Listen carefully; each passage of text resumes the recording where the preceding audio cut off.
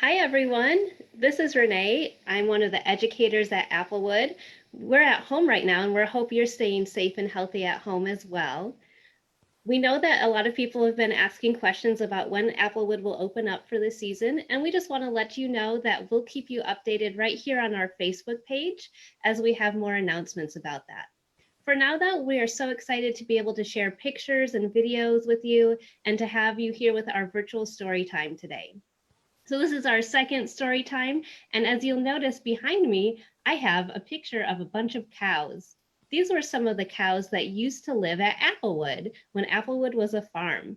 Today, we're going to be reading a story about a farm and learning a little bit about all of the work it takes to get a farm up and running and ready for the season. So even though we're not at Applewood right now, there are still people who are taking care of all of the plants there and the buildings and making sure everything's getting ready. We're going to be finding out about how different animals are taken care of on the farm and then also plants and vegetables. So as we read this story today, it's called Wake Up Farm by Johnny Lambert. You're going to find out about some different animals who also lived at Applewood in the past, and you can join in by making the animal sounds yourself. All right, is everybody ready for our story? Wake Up Farm. Someone is awake early on the farm. Do you know who? He has lots of fluffy feathers and goes cock-a-doodle-doo. It's Rooster. Cock-a-doodle-doo, noisy Rooster cries. Who does he wake up snoozing in the sty? Oink, oink. Good morning, Peggy the pig. At the big red barn, Rooster crows, cock-a-doodle-doo. Then, wake up, Sleepy, he calls as he hears a moo.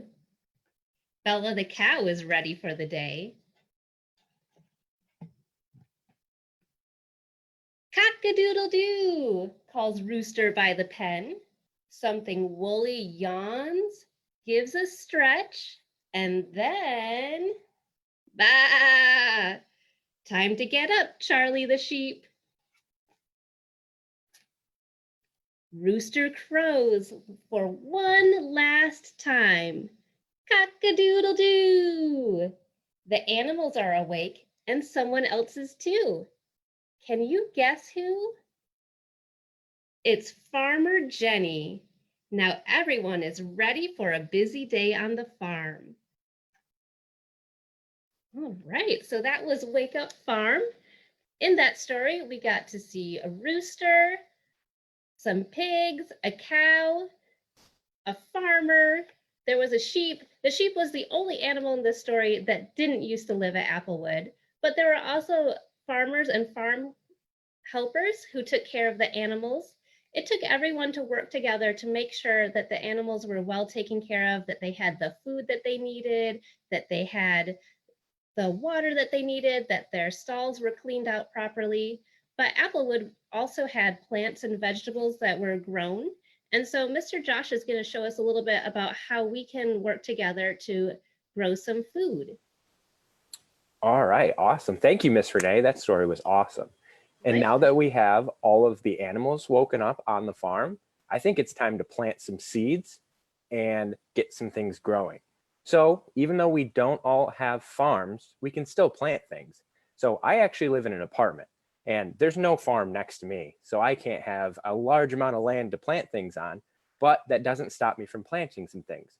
So I got a really cool gift from my parents for Christmas, and it's actually a windowsill planter, and it's something that you can do at your own home. And there's also multiple ways to grow as well, but for now I'm just going to show you the windowsill planter.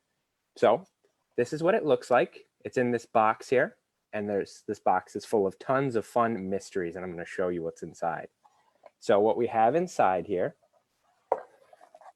we have this pot here, So this is a bamboo pot. It is biodegradable. And inside this pot, you have a little bit of soil. And the really cool part about this soil is it actually comes from this little guy. So what you do is you take the plastic off here and you actually put it in hot water and it expands. So it gets really big and it's actually really cool. So about one of these equals an entire pot's worth of dirt, which I found very surprising, which was really cool. So the things I'm growing are basil. I am growing cilantro. I've got chives growing. And I've also got parsley growing. So of those things, 3 of those things are grown here at Applewood. So we have basil at Applewood, we have parsley at Applewood, and we have chives at Applewood. So I thought I'd bring some Applewood home and grow some of those things today. So all you have to do is put the soil, once it's expanded, inside the pot here. And once it's inside the pot, then you just poke a little hole for the seeds. So I'm going to plant basil in this one that I showed you guys that had a little less soil in it. You see basil. You can see the little tiny seeds. So there's a whole bunch of seeds in there, but not every single one of those seeds is going to actually grow into a basil plant. So we want to make sure we have a little bit more than we need, but not too much, because we need to make sure they have space, which I'll talk about in a little bit. So those are the things that you need to make yourself a nice little windowsill planter. But like I said, that's not the only thing that you need, or not the only way you can plant plants at your own home if you don't have a large amount of land. But the one important thing to talk about as well when planting anything is what we at Applewood like to call our Fabulous 5.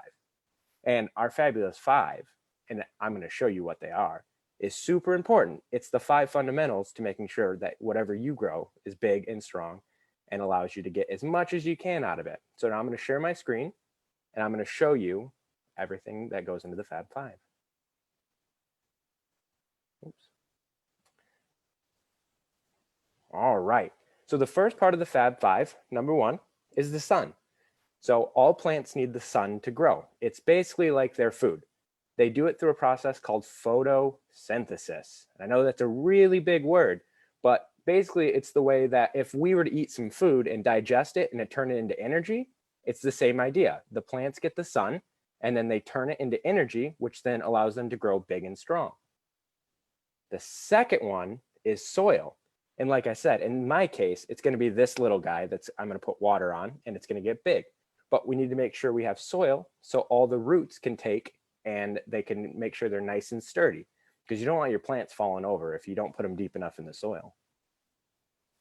Finally, we have space. And just like everybody now is social distancing, plants like to social distance. They need enough room to make sure that they can breathe and actually grow big and strong. So we want to make sure that we have a proper amount of space in order to grow our plants. Then we have oxygen. So in this situation, we have a cloud blowing nice and strong that's blowing the oxygen down onto the ground. So here on Earth, we have a good amount of oxygen, and it's super important because just like us, plants need to breathe. So we want to make sure that all our plants have a proper amount of oxygen. So with mine, I'm going to put mine on a windowsill, and then I'm going to open up the window occasionally to make sure they can get some good fresh air.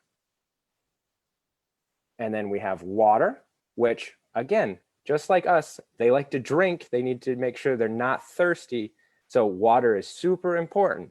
So I think one of the themes that we're finding out here is that plants are a lot like us. They need water, they need oxygen, they need space. I think we all need some space every once in a while. And we don't need soil. That's the one unique thing, but we need some sun as well, or else we get feeling a little down.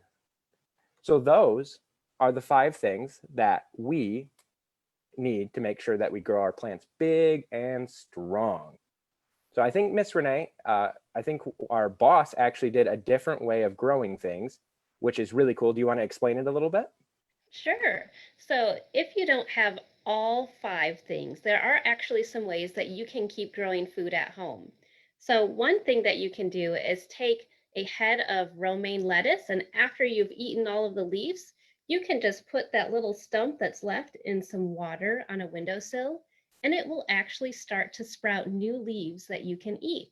They won't taste exactly the same as the plants that were grown in the soil because they aren't getting the same nutrients and minerals from the soil, but you can grow them right at home. Another thing that you can do if you have something like a dried bean soup mix or just a bag of dried beans, like this kidney bean that I have right here, is you can sprout your own bean plant. So what I did is I took a little plastic baggie and I put in there a damp paper towel. If you don't have a paper towel right now, you could use an old sponge or even just a spare sock that doesn't have a match anymore. You get it a little bit wet and put the seed in there. After about 3 to 5 days, it will start to sprout. This one has been in here for almost a week, and so it's actually gotten really big and it's ready to plant. You can see its roots are coming out, and that came from a bean just like this. So when the Motts grew food and raised animals on the farm, they used all of those products to help feed their family. And then also anything that they had left, they would share with their friends and neighbors and the rest of their family or sell what was extra. That's one of the ways that they made sure to use all of the resources on the farm and to make sure everyone had access to food. So that's something that we still do today with the food we grow at Applewood. And if you want to try growing a few things, feel free to share some of that with your friends and neighbors as you're able to. Let us know in the comments what you're growing at home and let us know how that all works out for you. Thank Miss you so much. Oh, go ahead. Did you want to show us a picture, Mr. Josh? Yeah, I actually found a really cool picture of the growing things from other things, like Miss Renee just talked about. Let's see here. Let's get it, making sure it's nice and big here. And as you can see here, Miss Renee was talking about using the tops of different items to make sure they grow. So you have a bunch of different onions here. So onions is just one of the really good ones. And you have some carrots as well and some lettuce. So this is just kind of a visualization of what Miss Renee was talking about. Sorry, Miss Renee, for interrupting you, but I thought it was really cool and I wanted to show it off. No problem. Thank you, Mr. Josh. So we hope that you'll give that a try and you can drop off some pictures in our Facebook comments to show us how things are growing. And remember that we're all in this together and we're happy to continue to see you on our virtual formats. Look forward to seeing you some more. Thanks so much, everyone. Have a great day. Thank you, everybody. I'll make sure to keep everybody updated on my windowsill garden as well.